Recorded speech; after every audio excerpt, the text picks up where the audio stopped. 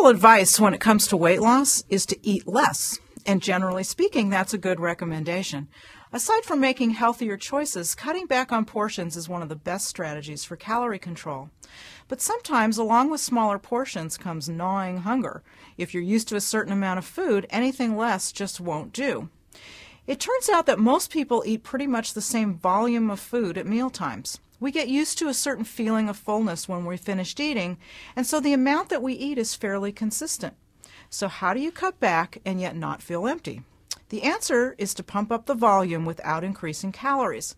The concept is fairly simple. Foods with more water, air, and fiber can help fill you up without filling you out. It's one of the main reasons we suggest that people eat more fruits and vegetables. They're more than 80% water, and the remaining 20% is nutrient-packed and fiber-rich. But when you actually run the numbers, you can see how small changes can make a huge difference in your calorie intake. Consider, for example, the difference between putting a few lettuce leaves or cucumber slices on a sandwich instead of cheese. An entire head of watery lettuce has only 25 calories, and a whole cucumber has only 10. But a single slice of Swiss cheese will cost you 100 calories. So piling up the veggies on your sandwich will give you the bulk without the calories. This is also why salads make such good meal starters, as long as they're not drenched in salad dressing.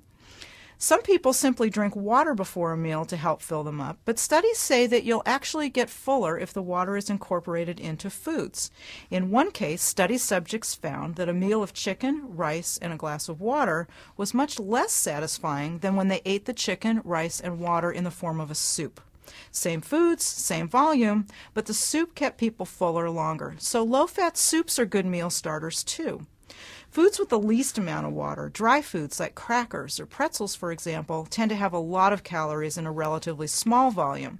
When you cook whole grains like whole wheat pasta or brown rice, the volume increases since water gets incorporated during the cooking process and the calories per cup go down by 2/3. Fats and oils have no water in them at all, so they provide the most calories in very little volume. A teaspoon of oil has the same number of calories as a fresh tangerine, but which one would fill you up more? Finally, you may not think that adding air to foods would make much difference, but it can. For example, if you make a smoothie, you can whip it in the blender for a while until it's full of air. And airy foods with irregular shapes, like puffed wheat cereal or air pop popcorn, are good too. They take up more space on the plate and in your stomach, giving you more for less.